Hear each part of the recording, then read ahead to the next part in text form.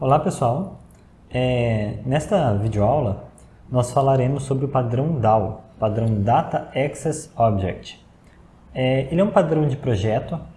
Os padrões de projetos eles serão mais abordados na próxima disciplina, a de Linguagem de Programação 3.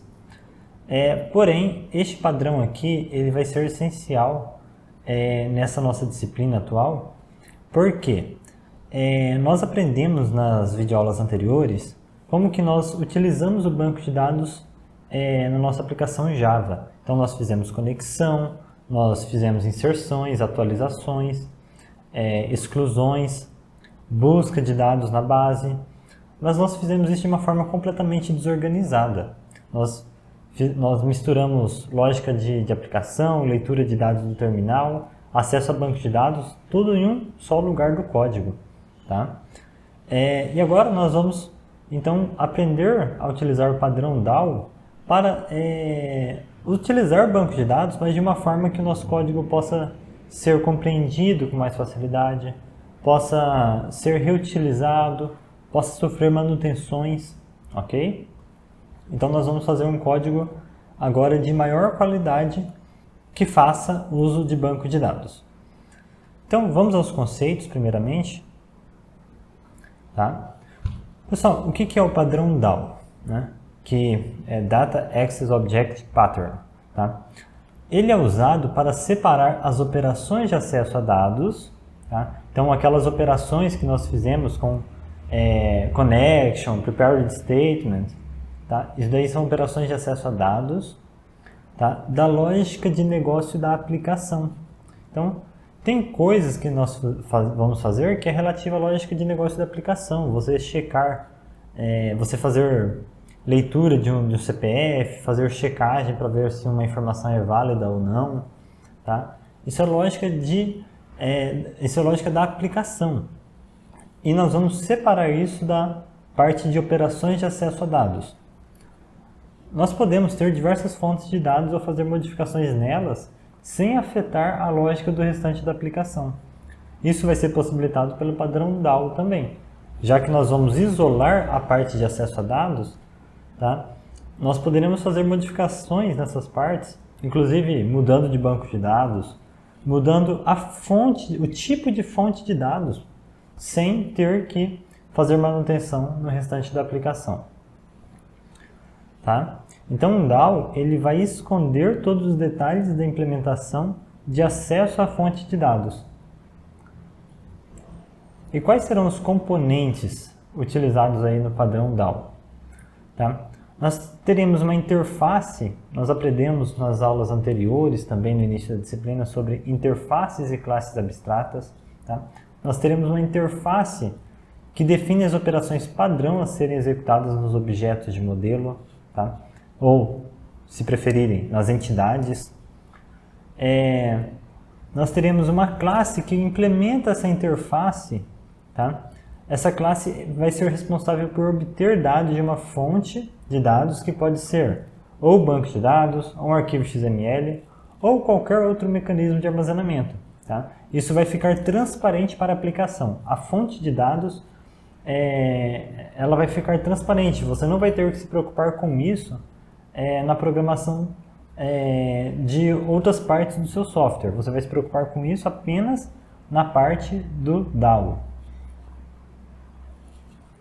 Tá? E outro componente que é essencial para a utilização do padrão DAO são as classes de entidade. Tá? Então, as classes de entidade ou de modelo são classes que definem as entidades que poderão ser persistidas e recuperadas utilizando o padrão DAO, a classe DAO. Ok? Observem que naquele exemplo que nós utilizamos nas aulas passadas, que é aquela aplicação de tarefas, gerenciamento de tarefas, a entidade daquela aplicação é justamente a tarefa. Tá? Se a gente estivesse desenvolvendo um sistema de comércio, quais seriam as entidades? As entidades seriam clientes, pedidos, produtos, fornecedores. Por quê? Classes de entidades são aquelas classes que representam os objetos de interesse que nós estamos querendo tratar no sistema. Aqueles objetos que possuem dados que são importantes para nós. E essas são as classes de entidade. Tá? Aí existem outros tipos de classes, mas aí fica para um conteúdo posterior. Bom, a própria classe DAO, né, que nós vamos criar, não será uma classe de entidade, será uma classe de acesso a dados. Quais são os benefícios? Né? O padrão DAO é bastante útil para separar a lógica de negócio das tecnologias de persistência. No momento que nós fizemos até agora, foi misturar tudo isso. Né? Foi misturar parte de interação com o usuário, acesso a dados, lógica, enfim, a gente fez tudo em um só lugar. Com esse padrão, permitimos que essas tecnologias possam ser substituídas ou atualizadas sem prejuízo ao restante da aplicação. O DAO ele abstrai a origem e o método ou modo de obtenção e gravação dos dados. Ou seja, é aquela questão, depois que você criar o seu DAO, você vai poder fazer uso dos recursos do banco de dados de uma forma completamente transparente. Tá? Sem se preocupar com qual é a base que está sendo utilizada, sem se preocupar com SQL, nada disso. Tá? O restante do sistema manipula os dados de forma transparente, sem saber os detalhes da implementação. O DAO ajuda a evitar um design ruim, tá? Um design de código ruim. Códigos de programadores sendo acessados em vários pontos da aplicação repetitivamente.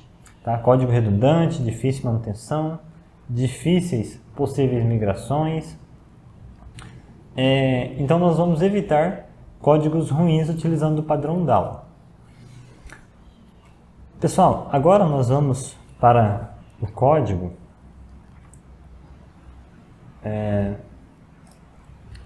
Bom, aqui está. Esse daqui não é o código que nós desenvolvemos nas videoaulas passadas, mas é uma organização dele, mas ainda sem seguir o padrão DAO.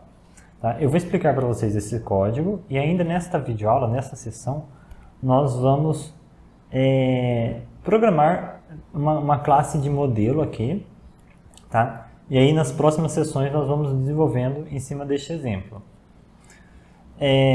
Então assim, depois eu vou colocar também na descrição desse vídeo o link do GitHub onde vocês podem visualizar esse código do jeito que ele está aqui, ok? Bom pessoal, então antes de tudo eu vou explicar brevemente o que eu fiz aqui. Tá? Então nós temos uma classe programa, somente isso e mais nada. E aí dentro do meu método main, eu criei um menu. Tá? Um menu, vem até aqui. Então o que acontece? Eu crio um scanner aqui, e aí eu coloco num laço de repetição um do while, que só vai parar quando a opção for igual a 0. Tá? E aí, eu exibo algumas opções aqui no console. Né? O usuário escolhe uma opção de acordo com essa legenda. E aí, de acordo com a opção selecionada, de acordo com a opção que o usuário digitar, né? Um método vai ser executado aqui. Se ele passar 0, né, o programa será finalizado. Veja só, break. E aí ele sai aqui do while. Agora se ele executar 1, nós vamos parar lá no cadastrar tarefa. Tá? Vejam que eu tenho aqui 4 métodos. Tudo aqui dentro da classe programa mesmo. Se ele digitar 2 vai em editar tarefa, se digitar 3 vai em excluir e se digitar 4 vai em listar. Para essas 3 operações, eu estou passando como parâmetro o nosso scanner. Tá? Por quê? Porque aí nós já estamos reaproveitando um recurso, né? Já estamos reaproveitando esse scanner que foi criado. E esses métodos vão utilizar esse scanner para fazer a leitura. Então, vamos lá. Suponha que nós selecionamos a opção 1. Nós vamos executar o método cadastrar tarefa. Tá? O cadastrar tarefa vai fazer o quê? Ele vai pedir a descrição da tarefa, ele vai pedir a prioridade da tarefa, ele vai aqui criar, definir string de conexão, usuário e senha do banco de dados. Tá? No meu banco de dados eu estou utilizando senha como senha mesmo. E aí ele estabelece a conexão, né, e faz a inserção da forma que nós já vimos nas videoaulas anteriores. Ok? Apenas com uma pequena diferença, que nas videoaulas anteriores eu não mostrei para vocês como que nós recuperamos uma chave gerada automaticamente. Então, o nosso banco de dados, ele está trabalhando com o ID auto-increment. Tá? Então vejam só, esse ID ele está sendo gerado de forma automática. Como ele está sendo gerado de forma automática, né, quando nós realizamos um insert, é gerado automaticamente o ID para essa tarefa, e aí, através desse método que eu estou utilizando, nós conseguimos recuperar qual foi o ID que foi gerado automaticamente nesta inserção. Tá? Para isso ser possível, vocês precisam especificar aqui no prepare statement, tá? Além do SQL, é necessário colocar este parâmetro aqui, statement.returnGenerated_keys, certo? Então você especifica esse parâmetro aqui, indicando que você vai querer que seja retornado as chaves geradas, e aí você executa, né, depois de fazer o execute, você chama o getGenerated_keys, ok? Aí você vai obter essa chave. Foi apenas isso que eu coloquei a mais, além do que nós já estudamos nas videoaulas anteriores, certo? E aí eu estou exibindo esse ID no console no final. Enfim, aí se o usuário optar por editar tarefa, nós vamos executar isso daqui. Se ele pedir para excluir, nós vamos excluir. Enfim, sugiro que você dê uma lida no código antes, se possível, para conseguir compreender melhor o que nós vamos alterar a partir de agora. Certo? Porque nós não estamos trabalhando com orientação a objetos direito, nós não estamos utilizando um padrão de persistência de dados. Ainda que eu tenha organizado esse código aqui em métodos, ainda não está separado de uma forma eficiente. Por quê? Se eu pego, por exemplo, o meu cadastrar tarefa, dentro do mesmo método nós estamos fazendo a leitura de dados, nós estamos estabelecendo uma conexão com o banco de dados, nós estamos executando essa inserção no banco de dados, nós estamos exibindo resultado para o usuário. Então o que acontece, pessoal? Esse daqui é um código muito engessado, no sentido de que se eu mudar um simples a senha, o usuário do meu banco de dados, eu já vou ter que sair aqui método por método fazendo atualização. Então, eu vou ter que... Você já consegue observar que nós temos uma repetição de código muito grande. Tá? Então, assim, imagina se eu mudar então de banco de dados. Aí lá vamos nós ter que mudar essa string. Tá? Imagine então que eu pare de usar banco de dados e comece a salvar as informações em um arquivo XML. Aí nós vamos ter que mudar praticamente tudo aqui. Ok? Enfim, isso não é adequado porque nós temos métodos que possuem responsabilidades de tipos muito variados. Nós temos uma situação onde a manutenção de código, né, ela é muito difícil, então nós precisamos evoluir isso. E nós sequer estamos utilizando uma classe de entidade para definir tarefa. Nós não estamos fazendo nenhuma validação sequer para verificar se a prioridade é válida, para verificar se essa tarefa que foi guardada aqui dentro ela é válida. Tá? Suponha que o nosso banco de dados nós tenhamos colocado lá varchar 100. Ou seja, nós configuramos para que ele aceite strings de até 100 caracteres. E aí o usuário vem aqui e digita uma tarefa de 200 caracteres. Nós não estamos fazendo essa validação. Vai dar erro lá na execução do insert lá no banco de dados, né? Então, vamos trabalhar para melhorar esse código.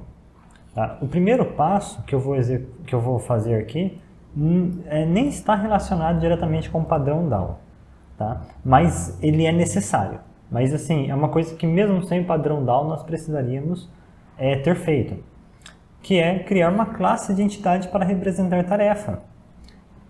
Então vamos lá. Vou criar aqui um novo pacote.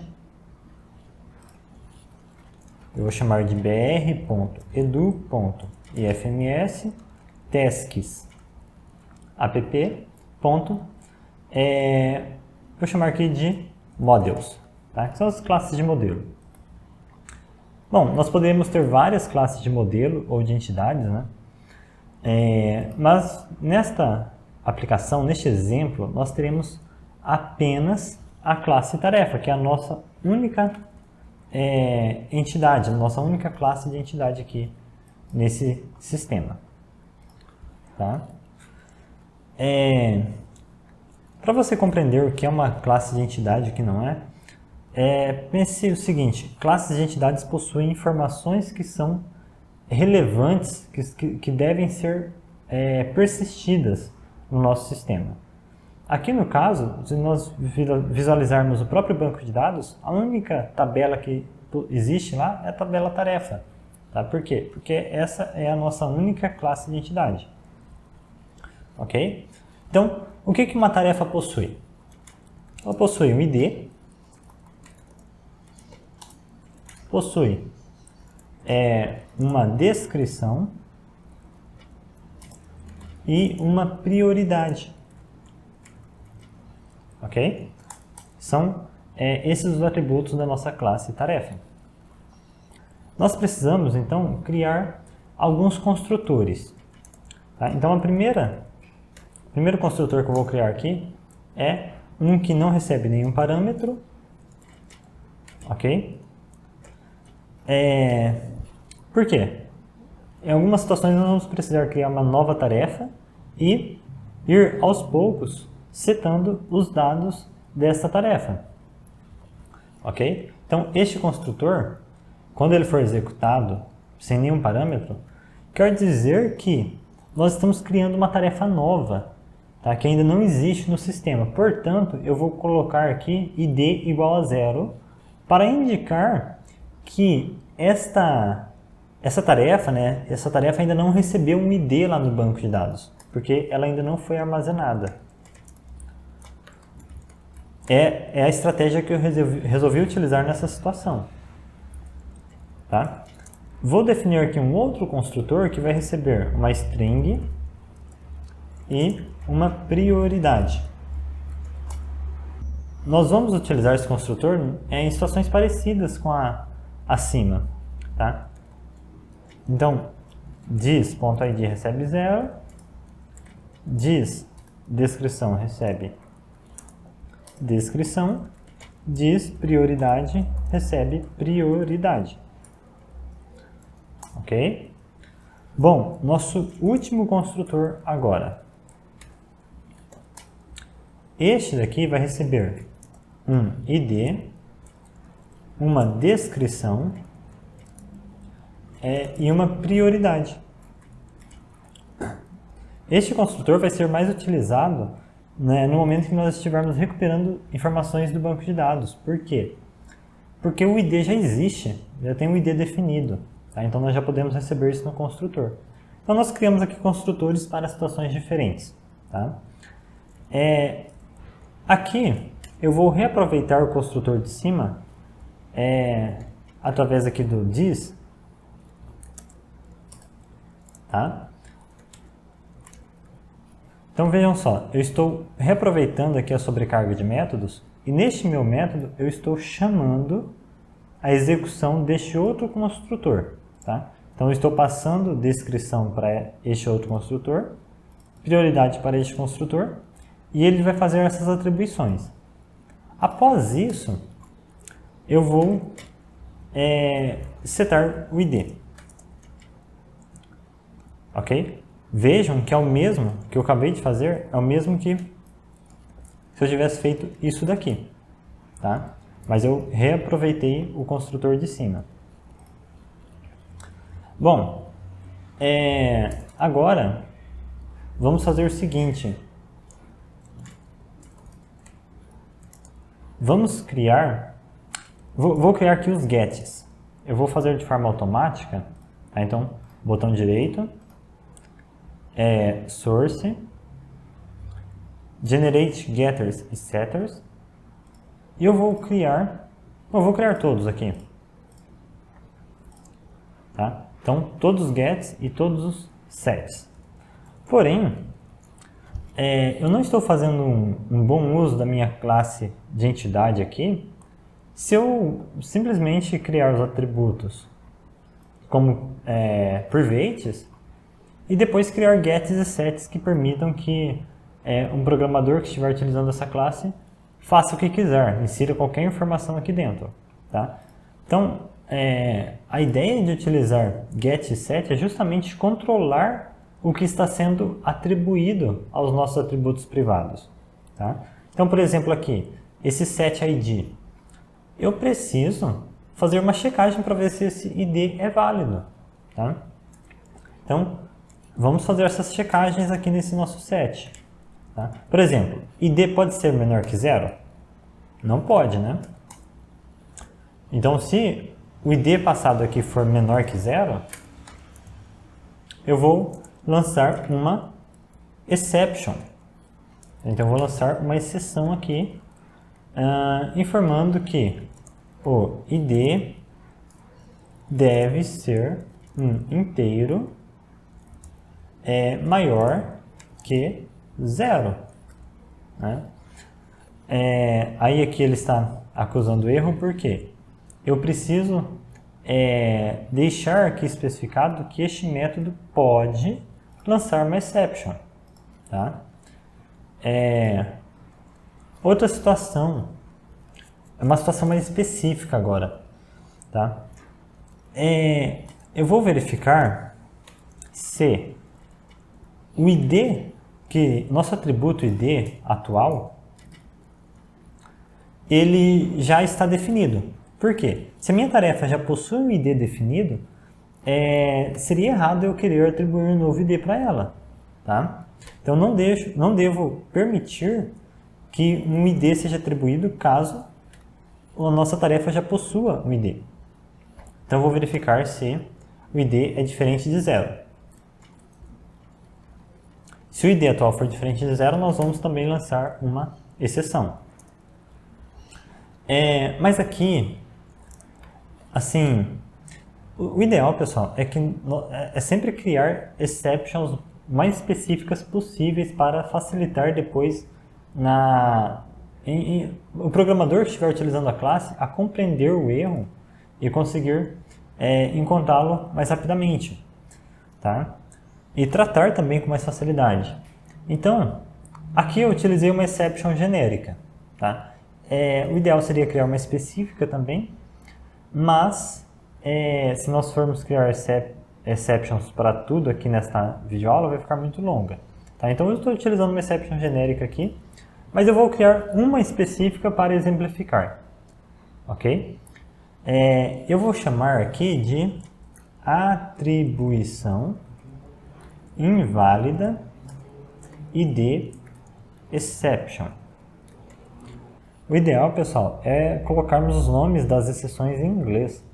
Mas, para facilitar na compreensão, não gerar confusão, eu resolvi colocar em português aqui nessa aula. Mas tentem sempre colocar em inglês.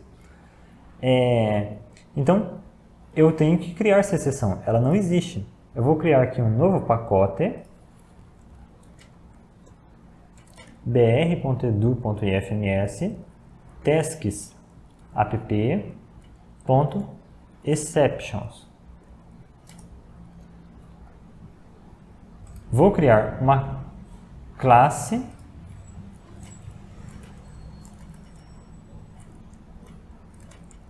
atribuir cão inválida id exception. Tá? Para que isso seja uma exceção, nós precisamos estender exception, e eu vou criar aqui um construtor também para essa nossa exceção, que vai receber uma mensagem. Ok? E aí eu vou passar essa mensagem para o construtor da superclasse. Ok? Agora, voltamos aqui, tá? E eu vou passar uma mensagem aqui informando qual foi o erro. O ID da tarefa não pode ser alterado. Tá? Então, a tarefa que já possui um ID, ela não pode receber um novo ID. Tá? Nós vamos fazer a importação aqui e ok. Bom, pessoal, aí já passou por esses dois ifs e não houve nenhum problema, aí nós fazemos a atribuição do novo ID. Então, se o ID é maior que 0 e o ID dessa tarefa ainda não está definido, aí nós fazemos essa atribuição. Caso contrário, será lançada uma exceção. Ok? Vamos lá no nosso set descrição agora fazer algo parecido. Então, eu vou verificar se descrição.length bom, primeiramente, diferente de nu. Ok? Então, primeiramente, vou verificar se a descrição é diferente de nu. E descrição.length maior do que 0 e descrição.length menor ou igual a 200, que é o que nós definimos no nosso banco de dados. Ok? E aí, neste caso, se ele cumprir com todos esses requisitos, nós vamos fazer a atribuição.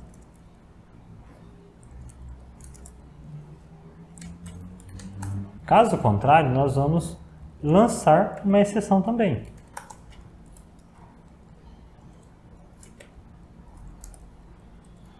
Tá? Vou utilizar novamente uma exceção genérica aqui para agilizar. Tá? E vou informar aqui a descrição da tarefa não pode ter mais que 200 caracteres. Bom, eu poderia escrever um texto aqui um pouco mais explicativo, mas vamos prosseguir.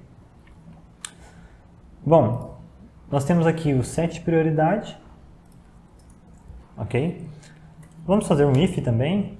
Se prioridade for maior ou igual a 1 e prioridade for menor ou igual a...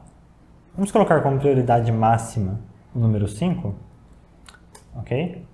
Aí, neste caso, nós fazemos a atribuição, certo? Se não, novamente, vamos lançar uma exception. Certo? Aqui eu vou colocar a mensagem: a prioridade da tarefa deve ser um inteiro entre 1 e 5. Ok? Bom, preciso especificar aqui que esse método pode lançar uma exceção. E agora, vamos colocar alguns métodos complementares aqui, que vão ser úteis em algumas situações. Tá? Então, vou colocar aqui um método que retorna um nome para a prioridade. Tá? É um método utilitário. Então, assim, Vamos colocar no switch, que vai verificar o nosso atributo prioridade. Se prioridade for 1, nós vamos retornar aqui a palavra nome mínima, tá? Prioridade mínima. Se for 2, nós vamos retornar baixa.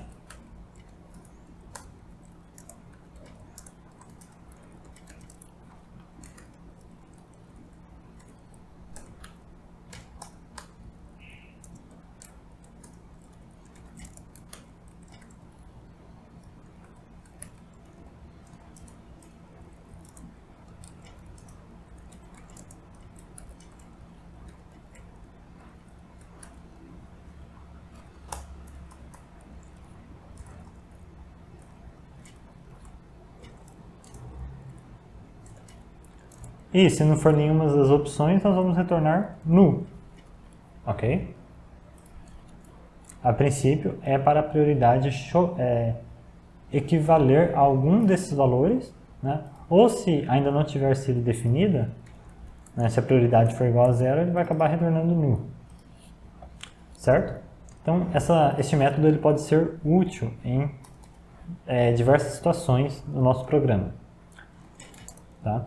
Vou criar aqui também um método que vai dizer se esse meu objeto ele está válido, ou seja, se ele está numa situação onde nós podemos armazenar ele no banco de dados. Tá? Então, vamos aqui fazer uma checagem. Tá? Eu não posso armazenar uma tarefa que não recebeu uma descrição. Então, vou verificar se a descrição é diferente de null. Tá?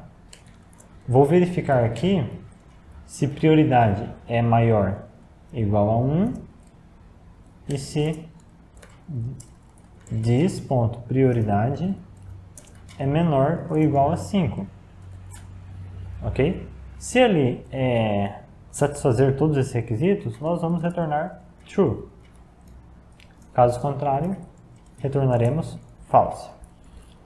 Esse daqui é mais um método utilitário que nós vamos utilizar, tá? Para saber se o objeto está numa situação em que ele pode ser salvo na base sem nenhum problema. Se ele está preparado para ser armazenado. Ok? Ele está apontando um erro aqui.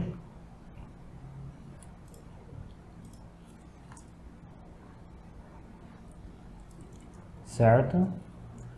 Aqui nós vamos ter que especificar que uma exceção pode ser lançada. E agora a nossa classe de entidade, a nossa tarefa está pronta. Ok? Então, salvei aqui. Tá? E nós vamos voltar aqui para o programa e fazer o uso dessa entidade. Então, vamos lá no nosso método cadastrar tarefa e vamos alterar algumas coisas. Tá? Então, vejam só, eu faço a leitura de dados do terminal e eu já posso criar uma nova tarefa.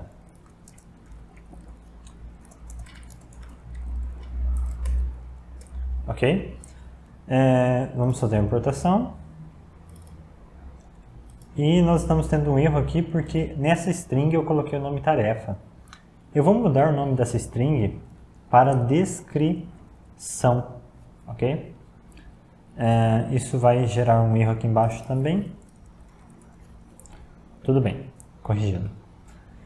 Então, nós criamos uma nova tarefa, nós podemos já passar aqui, como vocês podem ver, não dá erro se eu deixar o construtor vazio, mas eu já posso passar descrição e prioridade, porque eu utilizei sobrecarga de métodos.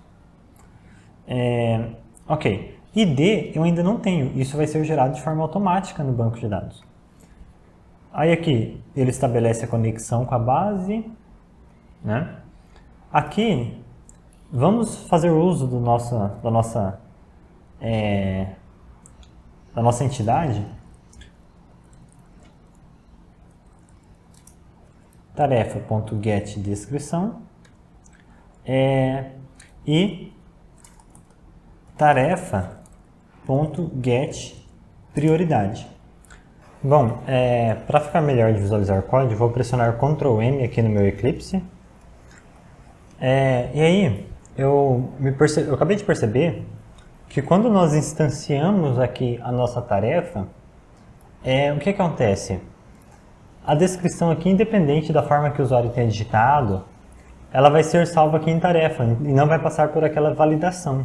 Então o que eu vou fazer? Eu vou vir aqui em tarefa, lá nos construtores, e eu vou fazer de uma forma que passe por aquela validação que nós criamos aqui no set, tá? do set descrição e set prioridade.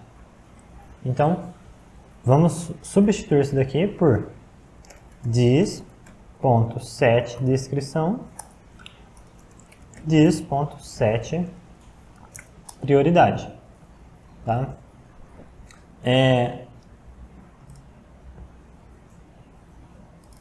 Assim, nós estamos, então, garantindo que não vai haver uma forma de setar esses valores aqui sem que eles passem pela validação que nós criamos, tá? Bom, agora, dando sequência, nós utilizamos aqui a nossa tarefa, nós criamos a tarefa, agora nós temos aqui que fazer o tratamento dessa exceção, tá? Como nós chamamos o set lá no nosso construtor, isso daqui pode disparar uma exceção. Então, o que eu vou fazer? Eu vou puxar essa linha para baixo, para simplificar aqui, tá? E vamos colocar isso dentro de um try-catch. Então, ele vai tentar executar esse código, ok? Eu vou colocar tudo isso dentro do nosso try.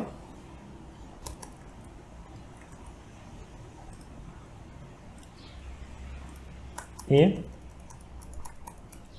agora, ele vai tentar executar todo esse código, instanciar essa tarefa, executar todo esse código aqui, para fazer a inserção. E se houver algum erro, ele vai printar a pilha de erros no console. Bom, nós utilizamos a nossa entidade tarefa aqui. Só faltou, né, aqui no lugar desse ID, que está recebendo, né, o ID que foi gerado automaticamente, nós vamos substituir por um tarefa.setID. Tá? Esse ID que acabou de ser gerado, nós vamos setar na tarefa que nós também criamos aqui, que ela não estava persistida no banco de dados até então, e a partir deste momento, ela passou a existir no banco de dados e recebeu um ID, ok? Então, coloquei o ID dentro da nossa tarefa, e aqui eu vou chamar tarefa.getID, ok? Bom, pessoal, então nós criamos a nossa entidade tarefa, e nós atualizamos aqui no método cadastrar tarefa, ok? Nós precisaríamos fazer isso também nos métodos seguintes, editar tarefa, excluir, listar. Porém, não há necessidade disso porque nós ainda vamos alterar muitas coisas nesses códigos, então não vai fazer sentido nós ficarmos trabalhando em cima disso. Eu atualizei aqui no nosso cadastrar tarefa a fim de demonstrar como que nós utilizaríamos essa classe de modelo nessa situação, mas nós ainda vamos melhorar muita coisa nesse código, ok? Mas então vamos executar aqui rapidamente.